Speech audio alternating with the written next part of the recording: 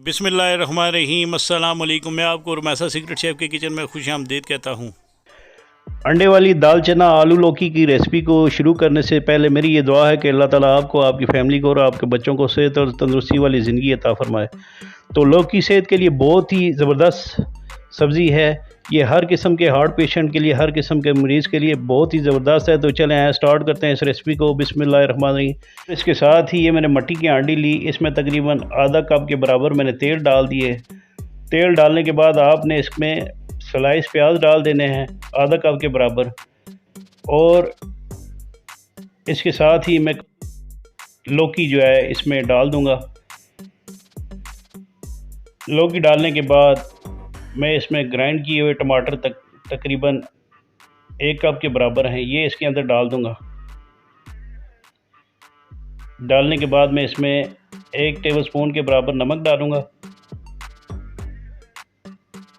और ये लाल मिर्चें आधा टेबलस्पून के बराबर इसके अंदर डालूंगा, और इसके साथ ये हल्दी इसके अंदर मैं डाल दूंगा 1 टीस्पून के बराबर, और इसके साथ ही ये ज़ीरा जो है तकरीबन हाफ़ टेबल स्पून के बराबर वो मैं इसके अंदर डाल दूंगा, और ये अदरक लहसुन का पेस्ट है, ये तकरीबन 1 टेबल स्पून के बराबर है। इसके बाद आपने इन तमाम अज्जा को अच्छे तरीके से मिक्स करके कवर करके 6 से 8 मिनट तक हल्की आंच में इनको पकाना है। उसके बाद देखें ये इस तरह लौकी अपना जो है पानी रिलीज़ कर देगी।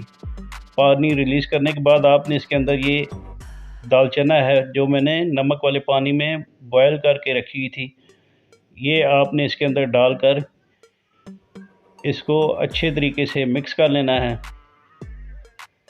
तो इसको आपने हल्की आंच में पकाना है। हल्की आंच में पकाने से ये होगा कि बहुत ही ज़बरदस्त दालचना लौकी वाली हांडी बनेगी। तो ये दोबारा कवर उठा के इसको दोबारा इस तरह मिक्स करना है आपने, और आपने 4 से 5 मिनट बाद इसको देखना है।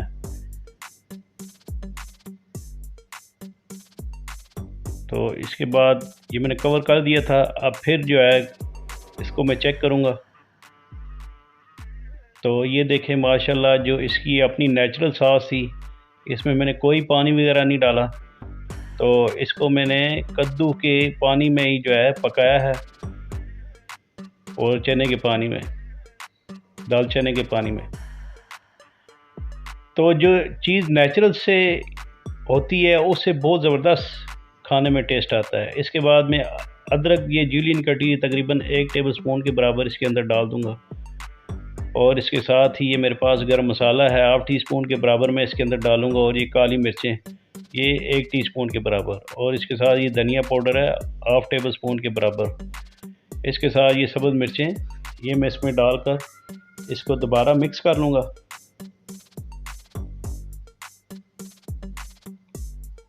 तो तकरीबन 3 से 4 मिनट पकाने के बाद आपने इसके अंदर ये धनिया, सब्ज़ धनिया डाल देना है, फ्रेश वाला। तो आप इसमें जो है पानी भी डाल सकते हैं और दूध भी डाल सकते हैं अगर आपको ग्रेवी चाहिए। तो मुझे उम्मीद है कि इंशाल्लाह मेरी ये बनाई गई रेसिपी आपको ज़रूर पसंद आएगी। प्लीज़ अगर आप नए हैं तो मेरी वीडियो को लाइक कीजिएगा, मेरे चैनल को सब्सक्राइब कीजिएगा, और बेल आइकन के बटन को ज़रूर क्लिक कीजिएगा ताकि मेरी हर नए आने वाली वीडियो मेरे प्यारे दोस्तों और नाज़रीन तक पहुँच सके। तो आखिर में दोबारा मैं आपके लिए दुआ करूँगा कि अल्लाह ताला आपको और आपकी फ़ैमिली को और आपके बच्चों को सेहत और तंदुरुस्ती वाली ज़िंदगी अता फ़रमाए। तो अल्लाह ताला आप सबका हामी व नासिर। जज़ाकुमुल्लाह खैर।